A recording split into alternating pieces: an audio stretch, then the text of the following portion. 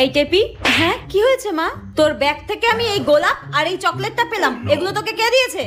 এগুলো মায়ের হাতে কি করছে? হ্যাঁ, কাল স্যার আমাদের এক্সাম নিয়েছিল আর আমি ওই এক্সামে খুব ভালো রেজাল্ট করেছি, তাই আমরা যারা যারা ভালো রেজাল্ট করেছি স্যার আমাদেরকে একটা করে গোলাপ ফুল আর একটা করে ক্যাডবেরি দিয়েছে মা। হ্যাঁ, তুই ভালো রেজাল্ট করেছিস বলে স্যার তোকে এই গোলাপ আর এই চকলেটটা দিয়েছে? হ্যাঁ, বাহ। ওই দেখ, বলতে না বলতে তোর স্যার ফোন করেছে। দাঁড়া দাঁড়া, ধরি ধরি। যেখানে বাঘের ভয় সেখানেই সন্ধ্যা হয়। স্যার ফোন করছে কেন?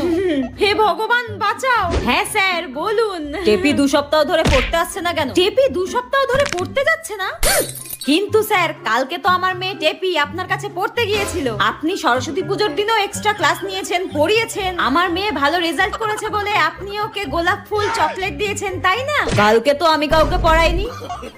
ঠিক আছে, আপনি রাখুন, আমার মেয়েকে আমি দেখছি।